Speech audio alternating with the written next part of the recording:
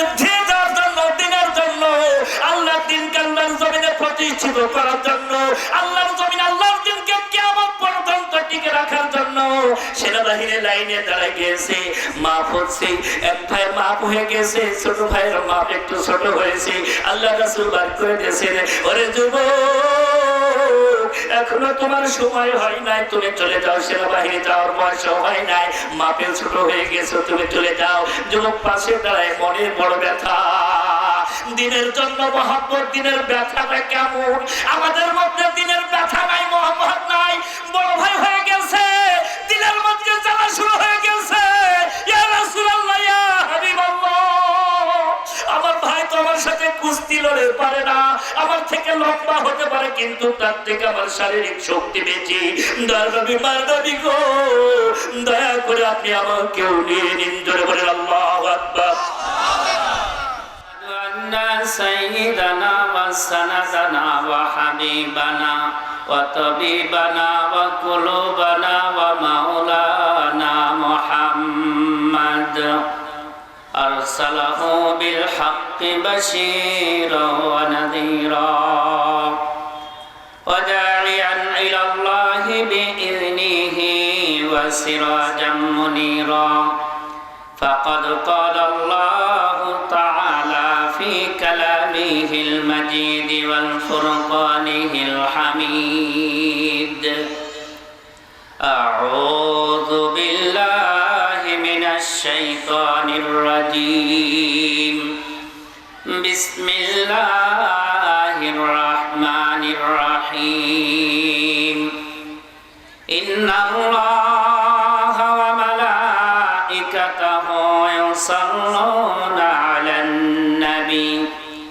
يا أيها الذين آمنوا صلوا عليه وسلموا تسليما شباب اللهم صل على محمد وعلى آل محمد كما صليت على إبراهيم وعلى آل إبراهيم إنك حميد مجيد اللهم بارك على محمد وعلى آل محمد كما باركت على إبراهيم وعلى آل إبراهيم إنك حميد مجيد بلغ العلا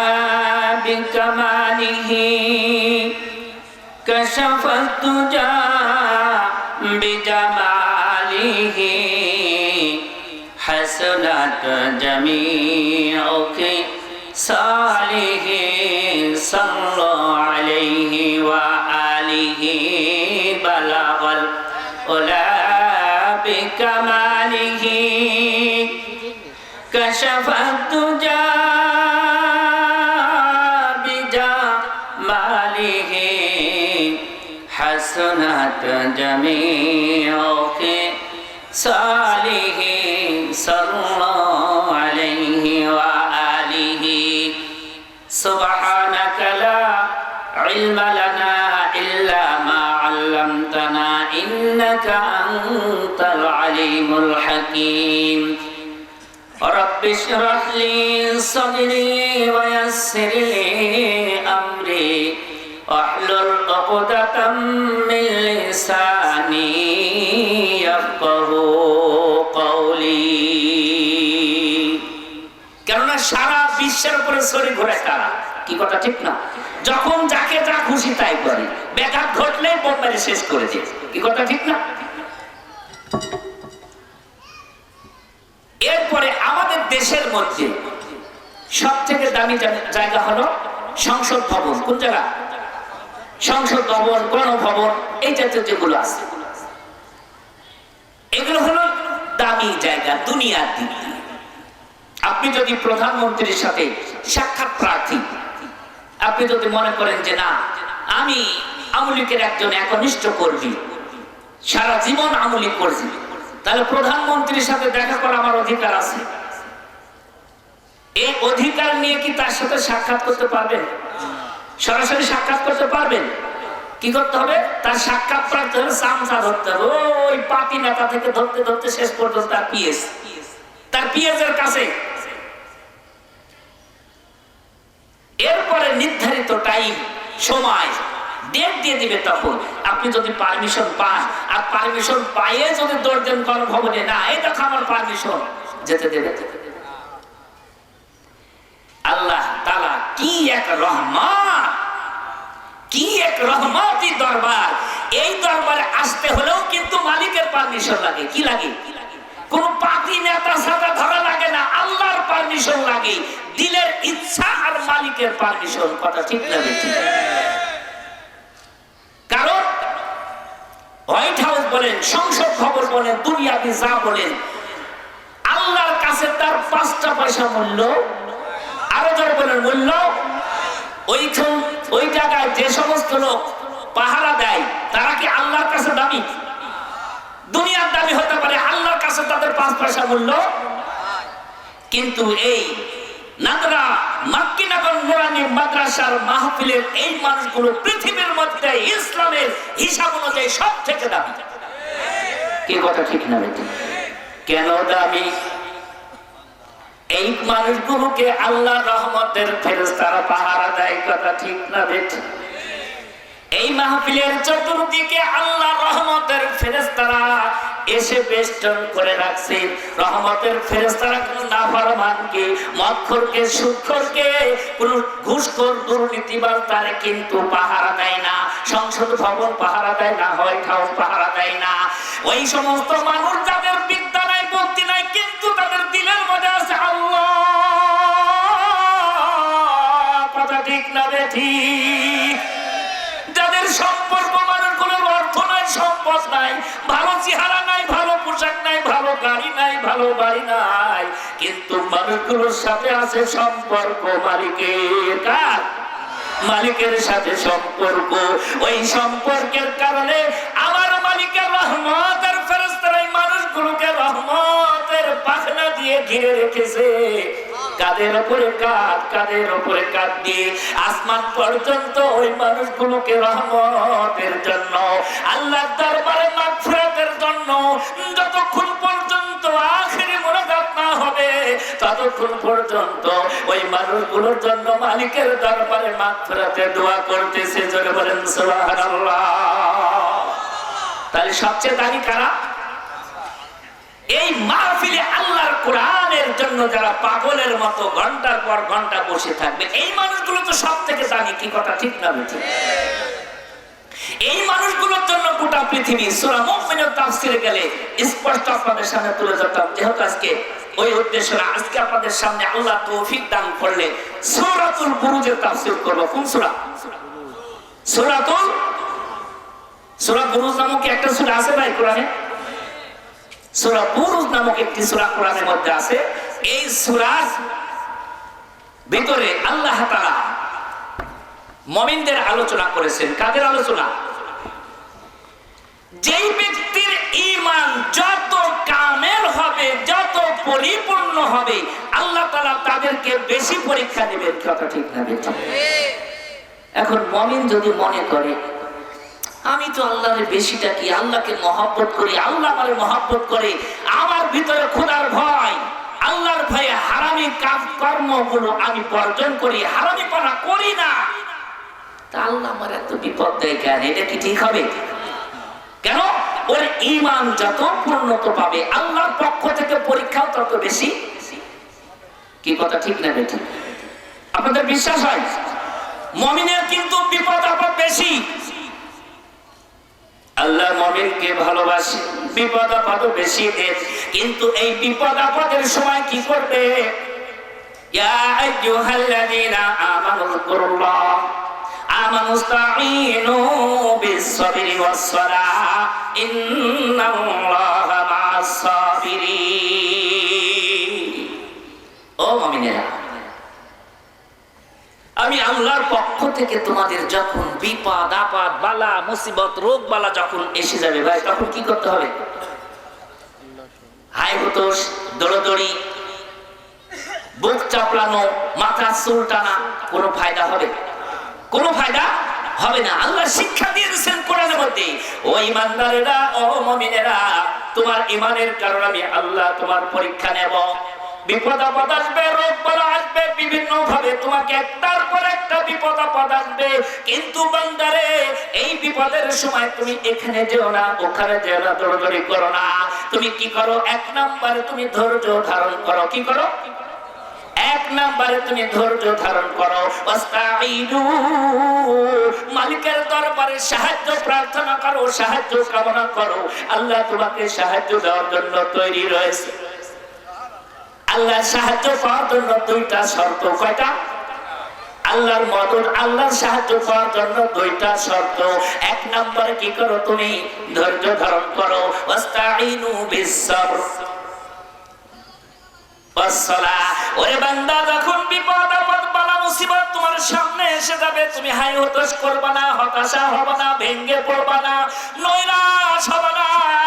ওযু করো, ধৈর্য ধারণ করো, মালিকের দরবারে 2 রাকাত নামাজ, নফল নামাজ পড়ে মালিকের কাছে 2 খানা হাত তুলে দাও। মালিক, বিপদ দেওয়ার মালিক তুমি, বিপদ দূর করার মালিক তুমি। কথা ঠিক না বেঠিক?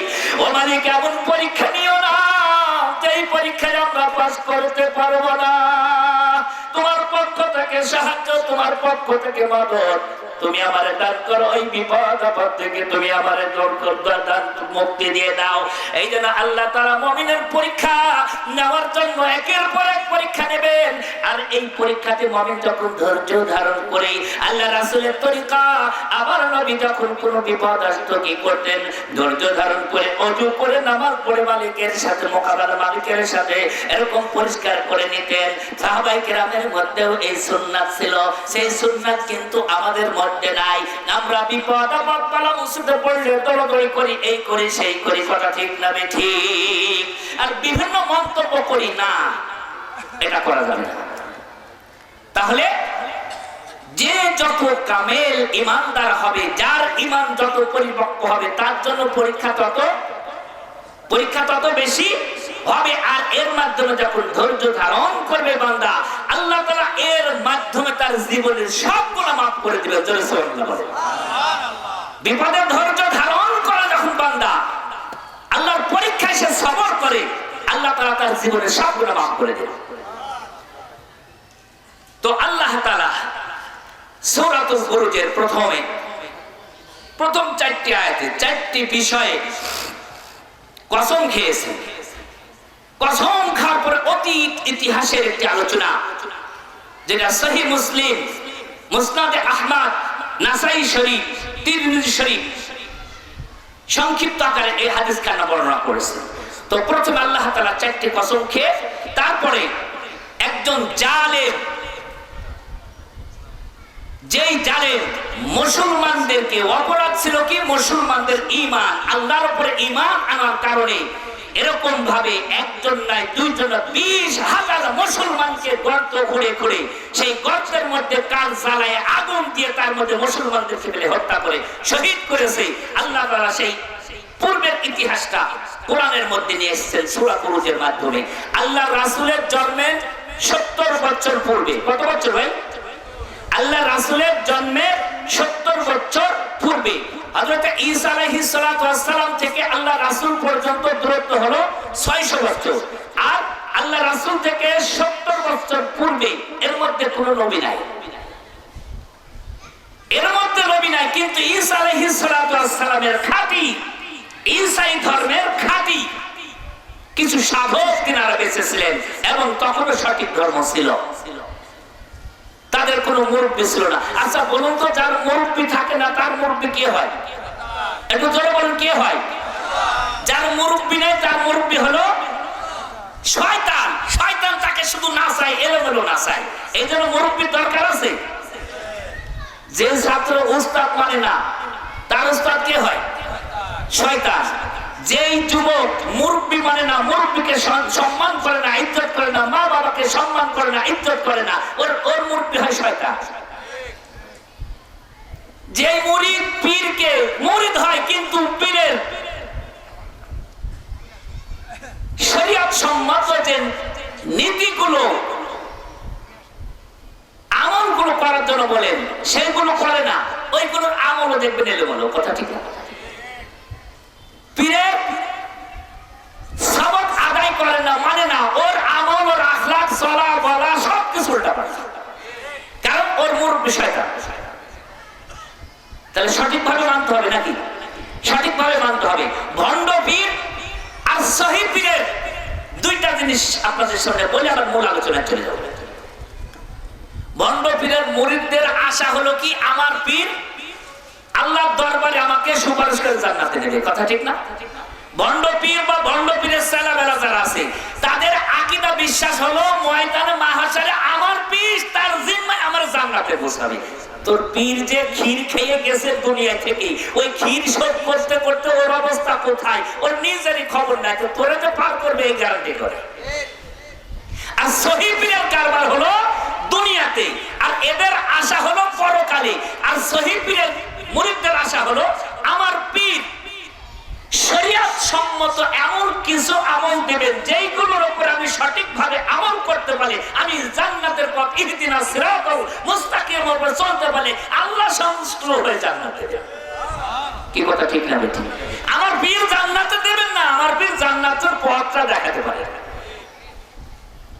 আমাদের দুনিয়াটা নিয়ম আছে, যে ব্যক্তি যেই ব্যবসা করে সেই ব্যবসা সম্পর্কে যদি ভালো অভিজ্ঞতা সম্পন্ন হয়, তাহলে মানুষ কিন্তু তার কাছে যায়, ভাই আপনি তো দীর্ঘদিন এই কারবার করতেছেন, আপনার অভিজ্ঞতার ঝুলি তো ভরপুর, তো আমিও এই কাজটা করতে চাচ্ছি, আমার একটু নলেজ ধার দেন। কি যায় না?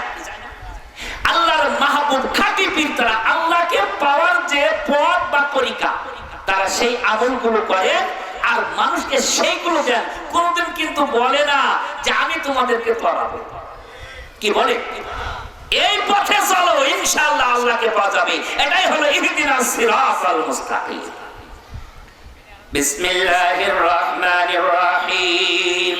ওয়াস সামাই যাতিল বুরুজ ওয়াল ইয়াউমিল মাওউদ ওয়া শাহিদিন ওয়া মাশহুদ কুতিলা আসহাবুল উখদুদিন নারি যাতিল ওয়াকুদ إذ هم عليها قعود وهم على ما يفعلون بالمؤمنين شهود وما نقموا منهم إلا أن يؤمنوا بالله العزيز الحميد.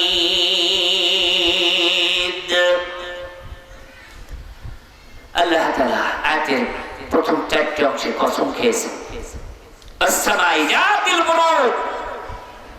সুশোভিত নক্ষত্র রাজির দ্বারা সুশোভিত আসমানের কসম। কিসের কসম? তারকা দিয়ে আল্লাহ তাআলা, নক্ষত্র দিয়ে আল্লাহ তাআলা, একদম আকাশের দিকে তাকালে অসংখ্য নক্ষত্র তারা আমরা দেখতে পাই। এদের আজকে আসমান সুন্দর লাগে না? আসসামাই জাতিল বুরুজ, আল্লাহ তাআলা আসমানের কসম খেয়েছেন।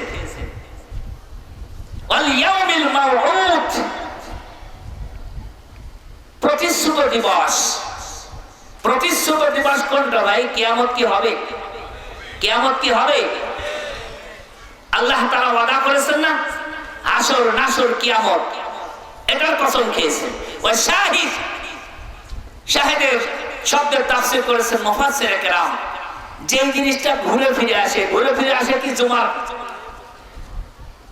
জুমার নামাজ।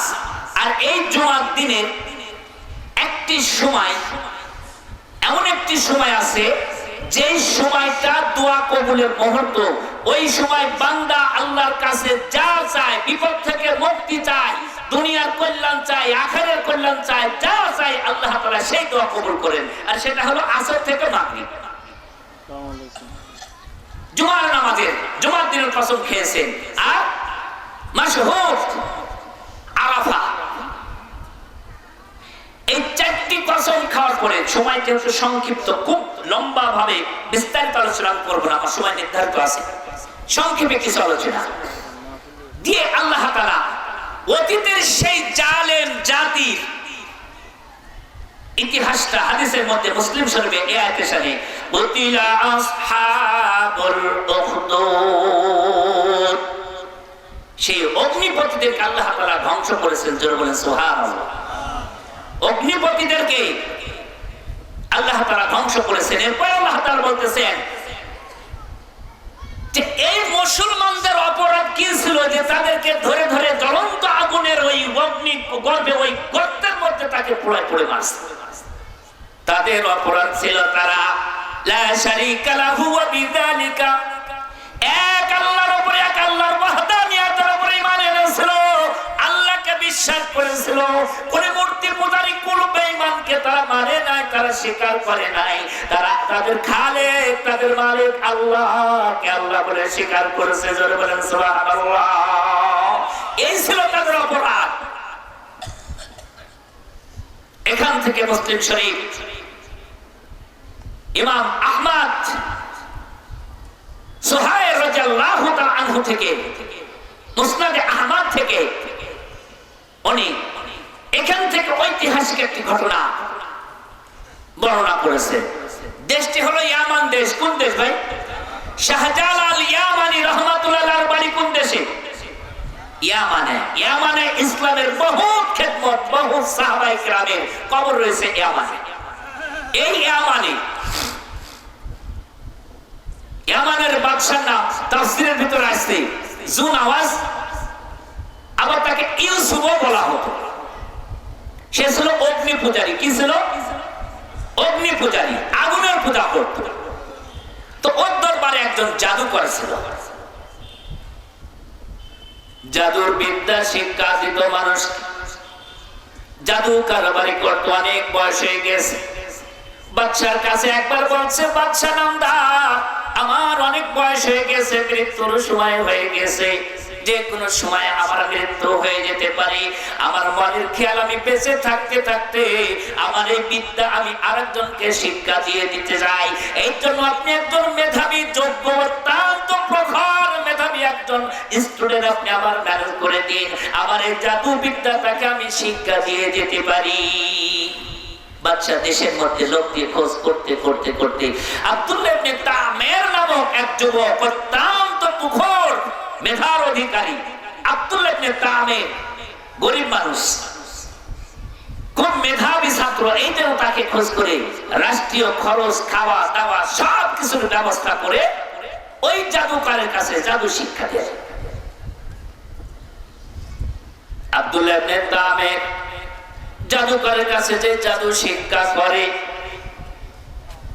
বাড়ি থেকে যাতায়াতের পথে মাঝে একজন হযরত ঈসা আলাইহিস সালাতু ওয়াস সালামের ধর্মের একজন পাদ্রী, খ্রিস্টান একজন যাজক, ধর্মগুরু সহি ধর্মের উপরে সে মানুষকে গোপনে এরকম ভাবে কি করত, দিনের শিক্ষা দিত, দিনের প্রচার প্রসার করত। এই যুবক এরকম ভাবে তার চলতি পথে যেতে যেতে মানুষের এক কান দুই কান এরকম ভাবে তার কানে খবরটা পৌঁছালো, ওই চলতি পথে তোমার যাতায়াতের পথের মাঝখানে একজন সাধক আছে, ইসলাম ধর্মের একজন সাধক আছে, ঈসাই ধর্মের একজন সাধক আছে, মানুষকে তিনি সত্য দিন শিক্ষা দেন, সত্য ধর্ম তাদেরকে প্রচার করান, এরকম একজন লোক আছে।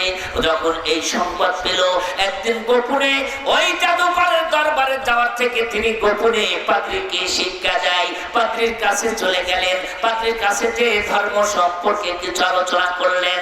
এইবার আলোচনা করার পরে দেখে পৃথিবীর বুকে একমাত্র নির্ভেজাল ধর্ম হলো ইসলাম। কথা ঠিক না রে ঠিক? একমাত্র মুসলমানদের ধর্ম হলো খাঁটি ধর্ম, আর বাকি যা আছে সব ভেজাল আর ভেজাল।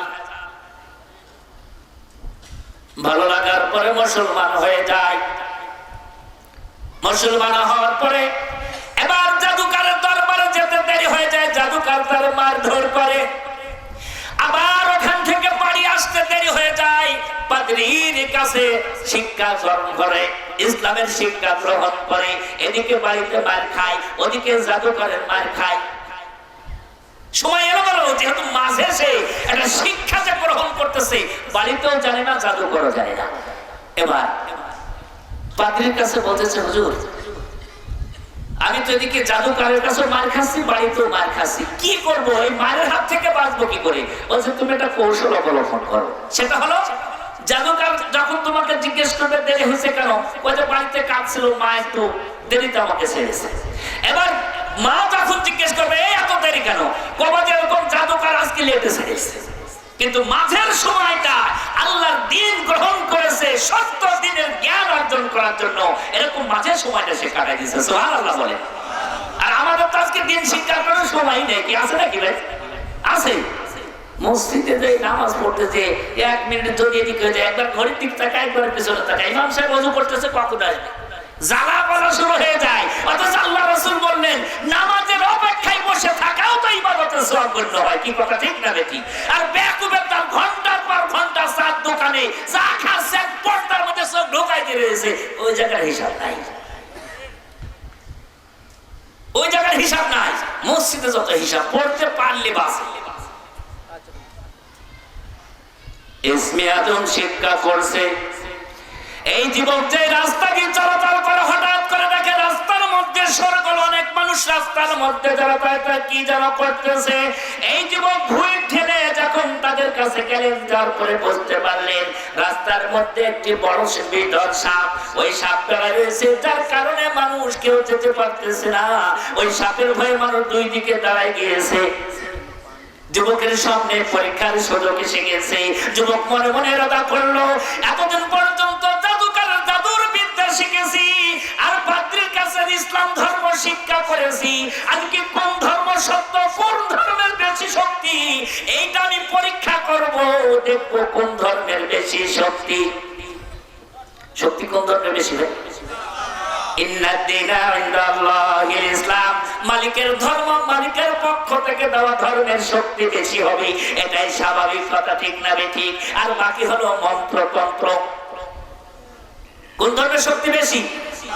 এবার যুবক আল্লাহর কাছে বলছে, মালিক জাদুকরের বিদ্যার শক্তি বেশি না পাদ্রীর ধর্মের শক্তি বেশি? পরীক্ষা করার জন্য হাতে একটা পাথর নিয়েছে। নেওয়ার পরে যদি আমার ধর্মগুরু ধর্ম যদি সত্য হয়, এই পাথরটা মারার সাথে সাথে যেন সাপটা মারা যায়। জোরে বলেন সুবহানাল্লাহ। এইভাবে সাপকে যখন পাথর নিক্ষেপ করেছে, পাথরের দ্বারা সাপটা মারা গেছে। অনেক লোক খাইছিল, ওই লোকগুলো যখন দেখে যুবক মানুষ তার এত শক্তি, এই শক্তি কোথায় পেল, কোথায় থেকে অর্জন করলো, এই পাথরটা কি বলে সে পাথর নিক্ষেপ করলো, যার কারণে সাপটা মারা গেল, তখন তাদের মধ্যে একটা ধারণা আসলো এই যুবকের মধ্যে মাল আছে। কি কথা ঠিক না ঠিক? কাজের মধ্যে মাল আছে। আর আমরা মাল খুবই ন্যাংটা বাবার দরবার, না?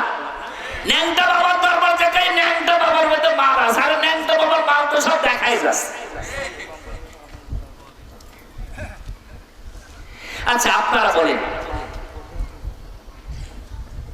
আল্লাহর এমন কোন ওলি পৃথিবীর মুখ থেকে বিদায় হয়েছে যে হাঁটু থেকে নাভি পর্যন্ত কাপড় নাই?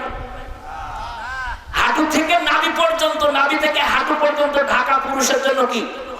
আরো জোরে বলেন কি? আরো জোরে বলেন কি? এই ফরজ লঙ্ঘন যদি করে, ওটা তো শয়তান, আস্ত শয়তান। হয় ফুল পাগল, আর না হলে পাগলের ভান করে, কুতুবের ভান করে থাকলে জেনে রাখবো আস্ত শয়তান। কথা ঠিক না বেঠিক? শরীয়তের খেলাফ কোন আল্লাহর ওলি কখনো করতে পারে? কোন ইতিহাস কোন জায়গায় খুঁজে পাবে না। যুবক চলে গেছে, মানুষের মধ্যে আলোচনা বিভিন্ন ভাবে হতেছে। আর একদিন চলতি পথে বিশাল এক বড় জন্তু আবার রাস্তার মধ্যে এসেছে। লোকজন তাকে দেখে চিনে ফেলেছে। বাবা যুবক, তুমি ছাড়া পারবে না, এই কাজটা তুমি করো। যুবক আবার মেরেছে, কাজ হয়ে গেছে। এইবার মানুষের মুখে মুখে ছড়ে গিয়েছে এই যুবকের মধ্যে মাল আছে, এর কাছে গেলে কাজ হবে। এরকম ওই যুবকের কাছে আসে একজন অন্ধ মানুষ, জন্মন্ধ মানুষ আসছে। আসার পরে, যুবক তোমার মধ্যে অনেক কিছু আমরা দেখেছি, এই জন্মন্ধটাকে তুমি ভালো করে দাও। বলেন না, আমি ভালো করার মালিক নয়, ভালো করার মালিক হলেন আমার আল্লাহ। জোরে বলেন সুবহানাল্লাহ। কে? আরো যারা কে? ইসমে আজম পড়ে চোখের উপরে হাত দিয়েছে, চোখ ভালো হয়ে গেছে। কুষ্ঠ রোগী আসছে, গায়ে হাত তুলে আল্লাহর নাম নিয়ে ভালো হয়ে গেছে। সমস্ত টাকায় যুবকের প্রশংসার প্রশংসা। এই যুবকের মধ্যে মাল আছে।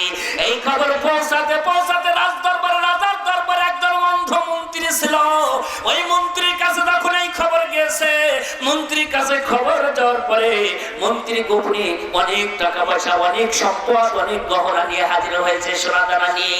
এবার যুবকের কাছে এসে বলছে, ওরে যুবক, লোক মুখে শুনেছি তোমার প্রশংসা, তুমি নাকি জন্মন্ধকে চক্ষু দিয়ে দাও, তুমি নাকি কুষ্ঠরোগীকে কুষ্ঠ থেকে মুক্তি দিয়ে দাও, অনেক বিপদ আপদ রোগ বালা থেকে মানুষকে তুমি মুক্তি দিয়ে দাও, তুমি আমার চক্ষু দুটো যদি ভালো করে দিতে পারো, ও যুবক এত সম্পদ এত টাকা পয়সা তোমাকে দেব, তোমার জীবনে কিছু করা লাগবে না। তখন বললেন, নাউযুবিল্লাহ, আপনি বল বলছেন, আমি তো ভালো করতে পারি না, ভালো করার মালিক আমার আল্লাহ, আমি কোনো ভালো করার মালিক নাই। জোরে বলেন সুবহানাল্লাহ। ও মন্ত্রী সাহেব, আপনার টাকা পয়সা আপনার সম্পদ আমার দরকার নাই, আমি ভালো করতে পারি না, ভালো করার মালিক হলেন আমার আল্লাহ। কয় তোমার আল্লাহ? সে আবার কে? বলে হ্যাঁ, একজন আছেন, তোমারও খালিক আমার খালিক, তোমার আমার সৃষ্টিকর্তা আল্লাহ, ওই আল্লাহ সবাইকে ভালো করে থাকেন, ওই আল্লাহ মানুষের বিপদ আপদ থেকে মুক্তি দিয়ে থাকেন, ওই আল্লাহ মানুষকে সৃষ্টি করে থাকেন, ওই আল্লাহ আবার মানুষের মৃত্যু দিয়ে থাকেন, মানুষের কল্যাণ অকল্যাণ সবকিছু সেই আল্লাহর হাতে, ওই আল্লাহ সবকিছু পারেন, আমার কোনো ক্ষমতা নাই।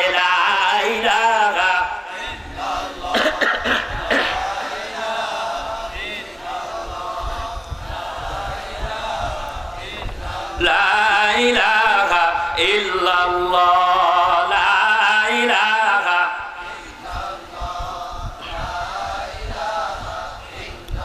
লা ইলাহা লা ইলাহা ইল্লাল্লাহ মুহাম্মাদুর রাসূলুল্লাহ সাল্লাল্লাহু আলাইহি ওয়াসাল্লাম। শর্ত আছে, আমি সারার মালিক নয়, সারার মালিক হচ্ছেন আমার আল্লাহ।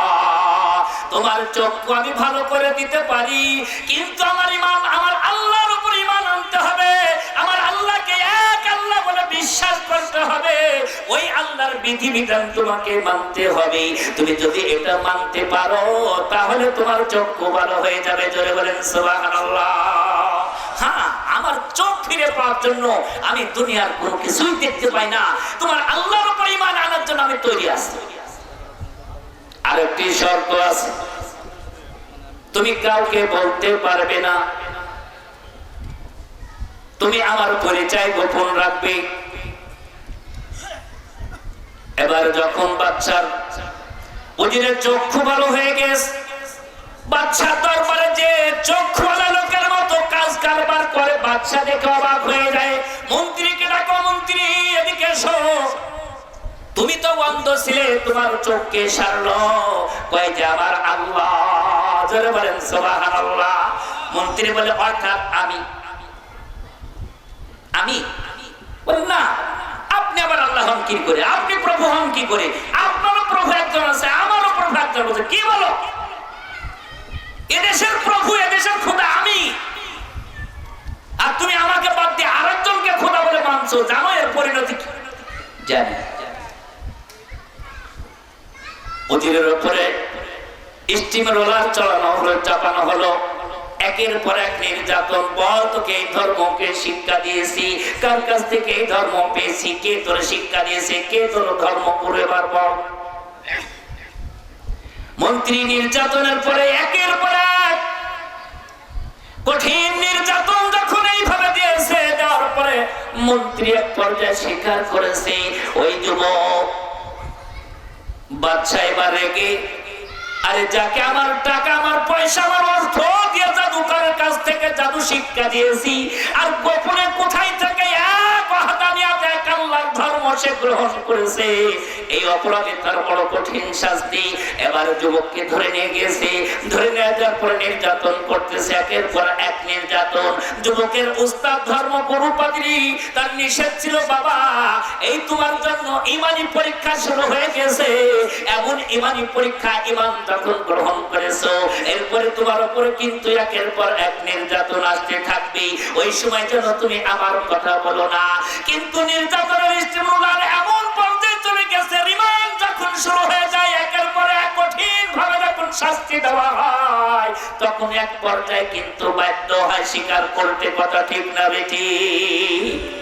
এক পর্যায়ে আর উপায় থাকে না, নির্যাতনের ঠেলায় বলে দেয় যে আর মায়ের নাম সব বলতেছে, পাত্রীর নাম বলে দেয়।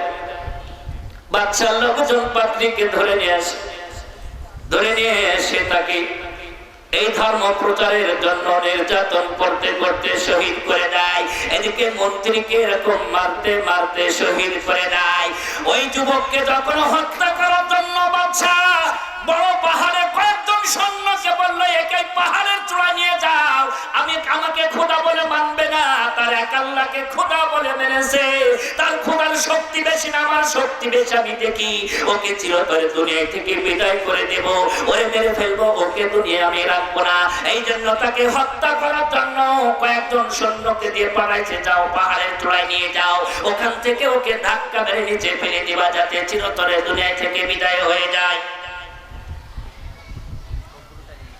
লা ইলাহা ইল্লাল্লাহ সুবহানাল্লাহ ওয়াল হামদু। ভাই একটু সামনে আসো, তাই না ভাই? একটু সামনে আসো, এই যে চার সামনে ওই পাশে একটু খালি জায়গা, আমার এই সামনে একটু খালি জায়গা দেখতেছি। হ্যাঁ, লোক ভরে গেছে, আপনার একটু সামনে জায়গা দেন তো, জোরে। লা ইলাহা, কাদের দরকার? কাদের দরকার? এই যে আমার রাসূল যুবকদেরকে বেশি ভালোবাসছেন, আমার আল্লাহ যুবকদেরকে বেশি ভালোবাসছে। এই যুবকরা এভারেস্ট চূড়ায় উঠতে পারে, এই যুবকরা দিনের জন্য জীবন দিতে পারে, এই যুবকরা ওই ম্যাক্রোর মতো শয়তান, ওই ম্যাক্রো সেলা বেলায় বাংলার জমিনে যত নাস্তিক আছে, কোন সময় যদি রক্তের প্রয়োজন হয় আল্লাহুম্মা লাব্বাইক আল্লাহুম্মা বলে লাব্বাইক ডাক যদি পড়ে যায়, এই যুবকদের ভিতরে আল্লাহ তাআলা এমন এক ঈমান দিয়ে দিয়েছে, লাব্বাইক বলে ওরাই কিন্তু প্রথম সারিতে চলে আসবে। কথা ঠিক না রে ঠিক? ওহদের সময় আবার দয়ার নবী মায়া নবী সৈন্য সংগ্রহ করতেছেন, সৈন্য সংকট, হযরত মুআয আর মুআবির দুই ভাই, ছোট দুই ভাই, বাবা মারা গেছে তিন। আমার নবী চলে এসেছে যুদ্ধে যাওয়ার জন্য, দিনের জন্য, আল্লাহর দিনকে আল্লাহর জমিনে প্রতিষ্ঠিত করার জন্য, আল্লাহর জমিনে আল্লাহর দিনকে কিয়ামত পর্যন্ত টিকে রাখার জন্য সেনাবাহিনী লাইনে দাঁড়ায় গিয়েছে। মাপ হচ্ছে, এক ভাইয়ের মাপ হয়ে গেছে, ছোট ভাইয়ের মাপ একটু ছোট হয়েছে। আল্লাহ রাসূল বার করে দিয়েছেন, ওরে যুবক, এখনো তোমার সময় হয় নাই, তুমি চলে যাও, সেনাবাহিনী যাওয়ার বয়স হয় নাই, মাপে ছোট হয়ে গেছো, তুমি চলে যাও। যুবক পাশে দাঁড়ায়, মনের বড় ব্যথা, দিনের জন্য মহব্বত, দিনের ব্যথাটা কেমন? আমাদের মধ্যে দিনের ব্যথা নাই, মহব্বত নাই, বড় ভাই হয়ে গেছে, দিনের মধ্যে জ্বালা শুরু হয়ে গেছে। ইয়া রাসূলুল্লাহ, ইয়া হাবিবাল্লাহ, আমার ভাই তো আমার সাথে কুস্তি লড়ে পারে না, আমার থেকে লম্বা হতে পারে কিন্তু তার থেকে আমার শারীরিক শক্তি বেশি। দয়ার নবী মার নবী গো, দয়া করে আপনি আমাকেও নিয়ে নিন। জোরে বলেন আল্লাহু আকবার। আল্লাহ নবী তার দিলের জ্বালা, দিলের মহব্বতকে ভালো লাগছে, দুই ভাইরে কুস্তি লড়াই লাগাই দিয়েছে। এবার কানে কানে বলছে, বড় ভাই, আমি জানি আপনার শক্তি আমার থেকে বেশি, কিন্তু আল্লাহ আপনাকে কবুল করেছে, আমাকে কবুল করে নাই। আমিও যাব দুই ভাই একসাথে, আমার দয়ার নবী মায়ার নবীর দুশমন আবু জাহালকে জাহান্নামে পাঠাবো। জোরে বলেন আল্লাহু আকবার। ও ভাই, দুই ভাই একসাথে ওইটাকে জাহান্নামে পাঠাবো যেটা আমার নবীকে মাতৃভূমিতে থাকতে দেয় নাই। মাতৃভূমি ছেড়ে আমার নবী মদিনায় এসেছে, এই মদিনাতে আমার নবীকে সুস্থ থাকতে দেবে না, আবার সদল বল নিয়ে মদিনায় তেড়ে এসেছে হত্যা করার জন্য। ভাই গো, দুই ভাই একসাথে ওই বেঈমানটাকে জাহান্নামে পাঠাবো। জোরে বলেন সুবহানাল্লাহ। ভাই গো, দুইজন লোক কুস্তি লড়বো, যেহেতু কুস্তি লড়ার নির্দেশ আমার রাসূল দিয়েছেন, আপনি সত্যি সত্যি নিচে পড়ে যাবেন আর আমি আপনার বুকের উপরে উঠে পড়বো। জোরে বলেন সুবহানাল্লাহ। কুস্তি শুরু হয়ে গেছে। সত্যি কুস্তি আর অভিনয় কি বোঝা যায় না? এটা জোরে বলে বোঝা যায় না? দুই ভাইয়ের কাণ্ড কারখানা দেখে আমার দয়া নবী চোখের পানি ধরে রাখতে পারে না। এ সাহাবারা, ডাক দিনের জন্য নিজেদের জীবনকে কুরবানি করার জন্য এই যুবক, আর এই যুবকদের দরকার ইসলামের জন্য। এই যুবকরা দুই ভাই কানাকানি করে, যুক্তি করে, কুস্তি করতেছে, অভিনয় করে দুই ভাই একসাথে যাওয়ার জন্য বড় ভাই নিচে পড়ে যায়। আমার রাসূল বুকের সাথে জড়াই ধরে মহব্বত করে, যা যুবক যা, তোদেরকে যুদ্ধে যাওয়ার পারমিশন দিলাম। ওহদের ময়দানে দাঁড়ায় গেছেন, দুই পাশে সারি সারি যুদ্ধ শুরু হয়ে গেছে। হযরত আব্দুর রহমান ইবনে আওফ রাদিয়াল্লাহু তাআলা আনহু দুই ভাইতে বলছে, চাচা আমরা ছোট মানুষদের সাথে যুদ্ধ করার শক্তি আমাদের কম, যেহেতু ওরা বাছাই করা সৈন্য, কিন্তু চাচা গো আমাদের দুই ভাইয়ের মনের বিষয়, আমাদের দুই ভাইয়ের একই মিশন, আমার নবীর দুশমনটাকে দুনিয়ায় থেকে বিদায় করব, ওই আবু জাহেল নামক শয়তানটাকে আপনি আমাদেরকে একটু দেখাই দিন। হযরত আব্দুর রহমান ইবনে আওফ বলেন, ও যুবক নয়, তোমরা কি করবা তার পরিচয় জেনে, ও তো বড় যোদ্ধা, বড় বিচক্ষণ, বড় শক্তিশালী বীর যোদ্ধা, তোমরা ছোট্ট বালক, তার সাথে কি করবে? চাচা গো এই কথা জিজ্ঞেস করেন না, কি করব, আপনাকে শুধু বলেছে একটু দেখাই দেবেন, আমাদের শুধু আর বলা লাগবে না। এইবার যুদ্ধ চলতেছে, হঠাৎ করে ওই আবু জাহেলের বাচ্চা আবু জাহেল্লা সাদা ঘোড়ার পিঠে চড়ে নেতৃত্ব দিচ্ছিল।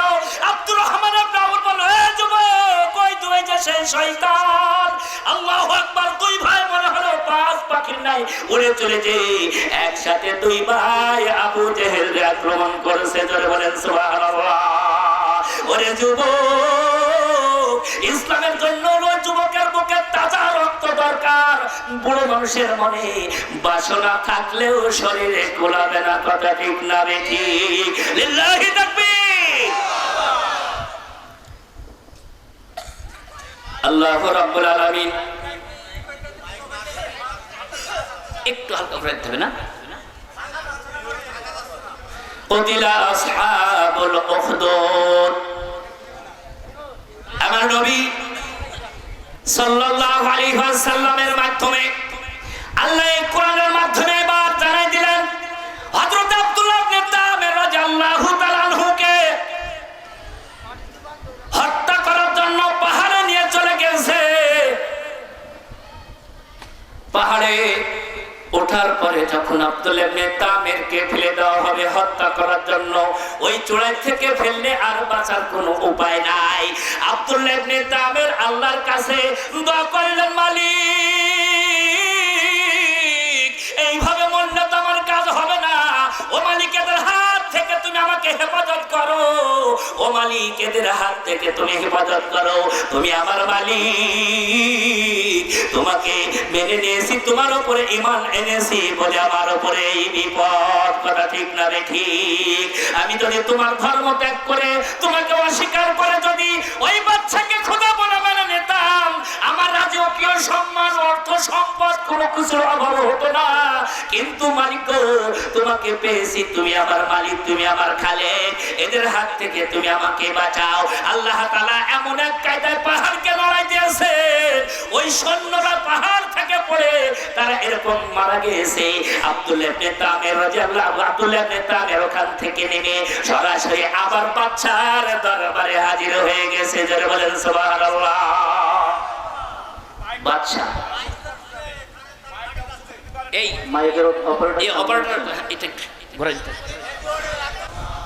সুবহানাল্লাহ ওয়ালহামদুলিল্লাহ লা ইলাহা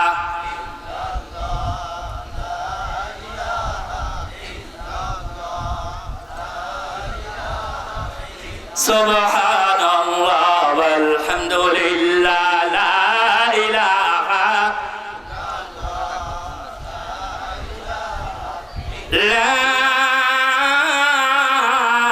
ইলাহা ইল্লাল্লাহ মুহাম্মাদুর রাসূলুল্লাহ সাল্লাল্লাহু আলাইহি ওয়াসাল্লাম। বাদশাহ দরবারে হাজির, একটু ঘোরাই দাও তাহলে হবে। বাদশাহ দরবারে হাজির হয়ে গেছে। বাদশা জিজ্ঞেস করতেছে, আমার সৈন্যরা কোথায়? কয় তোমার সৈন্যদেরকে আল্লাহ তাআলা সর্বনাশ করে দিয়েছেন। জোরে সুবহানাল্লাহ বলেন না? তোমার সৈন্যদের সর্বনাশ আল্লাহ তাআলা করে দিয়েছেন। বাদশা চক্ষু ছানা পড়া, তুমি চলে আসলি আর ওরা সব মারা গেল বলে, হ্যাঁ ওরা সব ধ্বংস হয়ে গেছে। আবার বাদশা একদম নৌবাহিনীর লোকজনকে ডেকে বলছে, আমার নৌবাহিনীর চৌকর সৈন্য যারা আছো, একে ধরে নিয়ে যাও, গভীর সমুদ্রের মধ্যে নিয়ে যাও, গভীর সমুদ্রে নিয়ে ওর হাত পা বেঁধে ওখানে ফেলে দেবে, যাতে পানির মধ্যে ওর শরীর সমাধি হয়ে যায়, ওখানে যাতে ও মারা যায়, আর ওর খোদার ধর্ম দুনিয়ার বুক থেকে বিদায় হয়ে যায়। আল্লাহ ধর্ম বিদায় হবে না, বেঈমানরা বিদায় হবে? একটু জোরে বলেন, কারা বিদায় হবে? ওয়ামাকারু মাকরাল্লাহ ওয়াল্লাহু খায়রুল মাকিরিন। আমার নবীর ইসলাম, আমার নবীর ধর্মকে মেটানোর জন্য, আমার নবীকে হত্যা করার জন্য কত চেষ্টা করা হয়েছে, সর্বাত্মক চেষ্টা করা হয়েছে।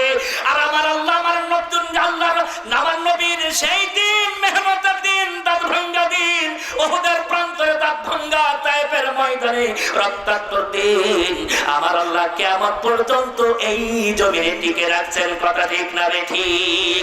ইউরিদুনা লিয়ুতফিউ নূরাল্লাহি বিআফওয়াহিহিম ওয়াল্লাহু মুতিম্মু নূরিহি ওয়ালাউ কারিহাল কাফিরুন। ও বেঈমানের দল, ওই বেঈমানের গোষ্ঠী, আবু জেহেল, উতবা, সাইবা, নমরুদ, ফেরাউনের নাতি ছেলেরা কি আমাদের বাংলার জমিনে আছে না চলে গেছে? তো একটু ধরে বলেন, আছে না চলে গেছে? মাহফিলে বেনামাজি আসলে নামাজি হয়, গুনাহগার মানুষ গুনাহ নিয়ে, দিনের ভুল নিয়ে গুনাহ ছেড়ে দেয়, আমলহীন মানুষগুলো আমল বলা হয়। কথা ঠিক না বেঠিক? আর কোরআনী মাহফিল দেখলে ওদের যেন চুলকনি বাড়ে। কথা ঠিক না বেঠিক? কোরআনের মাহফিল হতে দেওয়া যাবে না। আরে কোরআনের মাহফিল নিয়ে তোদের এত গাত্রদাহ কেন? এই কোরআন নিয়ে ওই বেঈমান, বেঈমানের জাতি, বেঈমানের গোষ্ঠীরা ওয়ালাউ কারিহাল কাফিরুন আল্লাহর দিলকে ফুৎকার দিয়ে নিবানোর চেষ্টা করেছে, পারে নাই। আল্লাহ তাআলা এই দিনকে কিয়ামত পর্যন্ত এই জমিনে রাখবে। ভালো করে কান খাও, খোলা করে শোন। মুমিনরা আছে, কোরআন আছে, কোরআন ওয়ালারা আছে। তোদের মতো শিয়াল শুকুরগুলো, তোদের মতো বিড়াল গুলোকে আল্লাহ তাআলা মুমিনদের ওসিলায় দুনিয়ায় খাওয়াচ্ছে। কথা ঠিক না বেঠিক? আরো জোরে বলেন, কথা ঠিক না বেঠিক? কে খাওয়াচ্ছে? একটু জোরে বলেন, কে খাওয়াচ্ছে? আল্লাহ খাওয়াচ্ছেন এদের ওসিলায়। নৌবাহিনীর লোক দিয়ে নিয়ে গেছে সমুদ্রের মধ্যে, তাকে ফেলে দেবে। আল্লাহ কি দেখে? আল্লাহ কি দেখে? আল্লাহ কি তার বান্দাকে ছেড়ে দেবে না, তার সাহায্য করবে? কেননা অন্তর থেকে যখন কোন বান্দা আল্লাহকে ডাকে, সে যেই ধর্ম, যেই বর্ণে যাই হোক না কেন, আল্লাহ কিন্তু অন্তরে ডাক শোনে না। আল্লাহ কিন্তু অন্তরে ডাকটা, কোন বিধর্মীও যদি বিপদে পড়ে আল্লাহকে ডাকে, তবু আল্লাহ সাড়া দেয়। কেন? আল্লাহ তো রহমান। কি আল্লাহ? এই রহমানের দয়া মায়ার কোন শেষ বলতে কিছু নেই। কথা ঠিক না বেটি? এত ব্যাপক রহমান, এত ব্যাপক দয়ার মালিক আল্লাহ। এই রহমানের তাফসিরে ব্যাপক আলোচনা আছে। এরকম ভাবে আজকে আমরা যদি একটি কথা মনে করি যে আমরা তো আল্লাহকে ডাকি, আমরাই তো আল্লাহর একত্ববাদে স্বীকার করি, কোরআন স্বীকার করি, তো আল্লাহ আমাদেরকে এত গরিব বানাইছে কেন? কি কথা ঠিক? একটা প্রশ্ন আসতে পারে। ইহুদি, খ্রিস্টান, বেঈমানি, ইয়াজুসা, মাজুসা, হিন্দু, সমস্ত অর্থ তো তাদের হাতে। আল্লাহ তাআলা ওইগুলো ধ্বংস করতে পারে? আপনাদের গ্রাম অঞ্চলের মানুষ, ওই যে জমিতে একটা গাছ হয়, লাল ফুল হয়, আমাদের মেহেরপুরে মাদার গাছ বলে। কি বলে ওটা? গায়ে কাটা, ফুলগুলো খুব সুন্দর লাল। মান্দার গাছ, মান্দার গাছ, ঠিক আছে। এই মান্দার গাছকে আজ পর্যন্ত কেউ নাম লাগাইছে? নিজ হাতে গাছ লাগাইছে কেন? সজনের গাছের কাঠ না হলে সজনের ফল খুব সুস্বাদু, দেহের জন্য পুষ্টিকর। কি কথা ঠিক না? ও কাঠে কাজ আসে না, কিন্তু ফল। এই মান্দার গাছে আজ পর্যন্ত কোন উপকার পাইছেন? কোন ফল পাইছেন? কোন জ্বালানি পাইছেন? এমনি এমনি এই পতিত জমি, বাগান টাগান পতিত জমিতে এটা হয়। গাছটা হচ্ছে একজন দিল, চাচা আরে এই গাছে তো ঘোড়ার ডিম কোনো উপকার আসে না, তো ওরে রাখিস কেন? তুলে ফেল। চাচা কি দূর বাবু, এমনি এমনি হয়েছে, থাকবে কি? ওই এমনি এমনি হয়েছে, থাকবে, আমার কি ক্ষতি করছে? থাক, তুমি লাগাও নাই, এমনি হয়েছে, তাতে যদি তোমার মহব্বত হয় তুলতে। আমার মালিক আল্লাহ দেখে বলে, এ মুমিনেরা, তোদের সান্ত্বনার জন্য বলি, এই পৃথিবীর বুকে যত নাস্তিক আছে, ওই নাস্তিক গুলোর মালিক তো আমি আল্লাহ। আস্তিকদের মালিক যেমন আমি আল্লাহ, নাস্তিকদের মালিকও আমি আল্লাহ। কথা ঠিক না রে ঠিক? আমি তোদের বানাইছি, আমি মহব্বত করে তৈরি করেছি। ওরা আমার ডাকুক বা না ডাকুক, আমার যতই না ফরমানি করুক, আমি তো ওদেরকে নিজ হাতে মারতে পারি না। কিন্তু বান্দা খেয়াল রাখ, মনে রাখিস, আর রহিম, রহিম নামের বিশেষণ, রহিম নামের একমাত্র সেই দিন ময়দানে মাহশরে আমি একমাত্র মুমিনদের ছাড়ার কারোর ছাড় দেব না। জোরে বলেন সুবহানাল্লাহ। আর জোরে সুবহানাল্লাহ বলেন একটু। একমাত্র মুমিনদেরকে সেদিন ডেকে ডেকে আমার মেহমান খানায় বসাবো, আর ওই বেঈমানদের জন্য আল্লাহু কাহ্হার কঠোর রূপ ধারণ করে সেই দিন কোন রকম অনুকম্পা তাদেরকে সেই দিন আল্লাহ তাআলা দেখাবেন না। আব্দুল্লাহ ইবনে তামিরকে আবার নিয়ে গেছে নদীতে। কোথায় নিয়ে গেছে? নদীতে। কেন? ওকে হত্যা করতে হবে, ওকে মারতে হবে। এরপরে আবার যখন নিয়ে গেছে গভীর সমুদ্রের মাঝখানে, তখন নিয়ে গেছে আব্দুল্লাহ ইবনে তামির আল্লাহকে ডাকে, আল্লাহ তোমার দিনের একত্ববাদের কারণে, তোমাকে বিশ্বাস করার কারণে, ও মালিক তোমাকে মারার কারণে আমার এই পরিণতি, আবার আমাকে ডুবে মারার জন্য তারা নিয়ে এসেছে। ও মালিক তুমি আমাকে হেফাজত করো। জোরে বলেন সুবহানাল্লাহ। আল্লাহকে হেফাজত করে। হেফাজতের মালিক কে? বাঁচানোর মালিক কে? সমুদ্রের মধ্যে ঝড় উঠে গেছে, সবগুলো পড়ে মারা গেছে। জোরে সুবহানাল্লাহ বলেন। সব সৈন্যগুলো মারা গেছে। আব্দুল্লাহ ইবনে তামির ওখান থেকে আবার বাদশার দরবারে, আরে জোরে সুবহানাল্লাহ বলেন, বাদশার দরবারে আবার হাজির হয়ে গেছে। বাদশা এ আব্দুল্লাহ, আমার সৈন্যগুলো কোথায়? তোমার সৈন্যগুলো জাহান্নামে চলে গেছে। তোমার সৈন্যগুলো জাহান্নামে, তুমি এখনো মারোনি। এই মারার মালিক কি? মারার মালিক কি তুমি না আল্লাহ? জানো বলেন, এই নাফরমান, মারার মালিক কি তুই না আমার আল্লাহ? আমার আল্লাহ মারার মালিক, তুই আমারে মারতে পারবি না, তুই আমারে মারতে পারবি না। হ্যাঁ, আমি যেভাবে বলবো সেইভাবে যদি আমার কথা মানিস তবে আমি মরবো। তোর মারার কোনো ক্ষমতা নাই, আমার মালিক আমাকে তোর হাত থেকে বাদ করে। জোরে বলেন সুবহানাল্লাহ। তো ঠিক আছে, তোমার কথাই মেনে নিলাম। তো কিভাবে বলো? এই আমাকে একা ফুটুস করে মারবা? আমি তো সেই লোক না।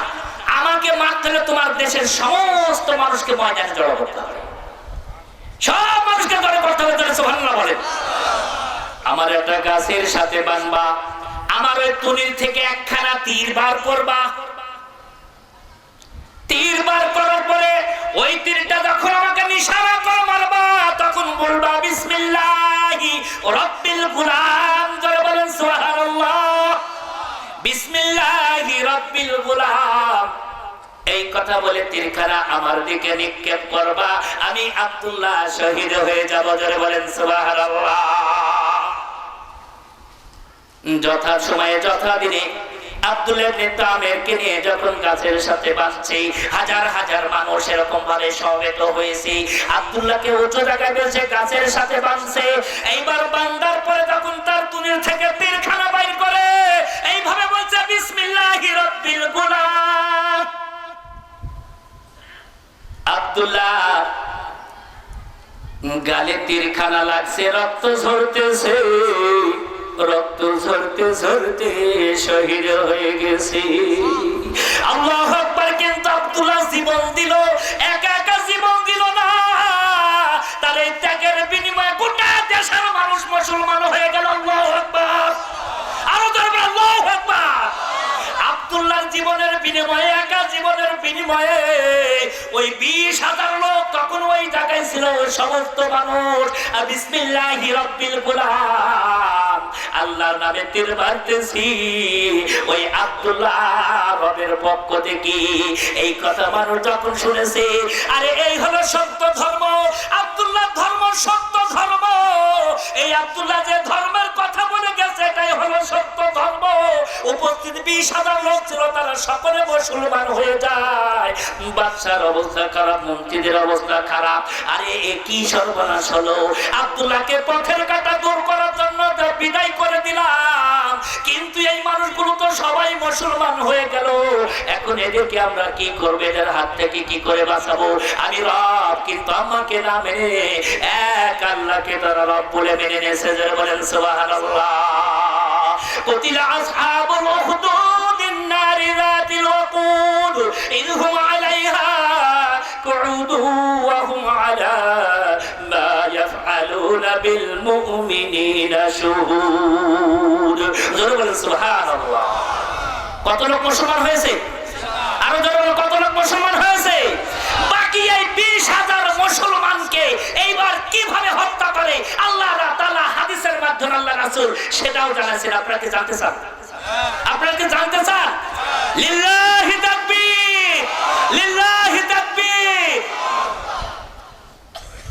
ইনশাআল্লাহ বলা হবে। ও ভাই, মাহফিলটা কিসের মাহফিল ভাই? কিসের মাহফিল? নাদরা মাক্কি নগর নুরানি মাদ্রাসা। আপনারা সকলে জানেন, একজন লোক জানেন না তা না, আপনাদের রাস্তার পাশে একটি মাদ্রাসা। কি মাদ্রাসা? কোরআনি মাদ্রাসা। কি মাদ্রাসা? আরো জোরে বলেন, কিসের মাদ্রাসা এটা? কোরআন আছে, দুনিয়া আছে। কোরআন থাকবে না, আল্লাহ তাআলা দুনিয়া কাউকে রাখবেন না। কথা সত্য না মিথ্যা? আরো জোরে বলেন, কথা সত্য না মিথ্যা? তা আপনার কি কোরআনের পক্ষের লোক না কোরআনের বিপক্ষের লোক? কারা কারা কোরআনের পক্ষে আছে একটু হাত তুলে। লিল্লাহি তাকবীর, লিল্লাহি তাকবীর। হাত নামান। কোরআনের বিপক্ষে কারা হাত তুলে? কোরআন চান না, কোরআনের মাদ্রাসা চান না, কোরআন এই জমিনে থাক, কোরআন ওলা থাক, বেঈমানরা বিপদ চাক। আপনি চান না? আপনি চান যে নাস্তিক, মুরতাদ, আবু জেহেল, উতবা, সাইবা তাদের নাতিরাই এই দেশে জয় জয়কার হোক, এইটা চান। এটা হাত তুলে। একজনও নাই কোরআনের বিপক্ষে, একজনও নাই। তাহলে আপনাদের তো ইমানি পরীক্ষা। আব্দুল্লাহ ইবনে তামের ইমানি পরীক্ষা দিয়ে, জীবন দিয়ে হাজার হাজার মানুষকে মুসলমান করে গেল। আর আমরা কিছু অর্থের কোরবানি দিয়ে আল্লাহর জমিনে আল্লাহর কোরআন কিয়ামত পর্যন্ত কায়েম থাক, আমরা কি সবাই চাই না? চাই।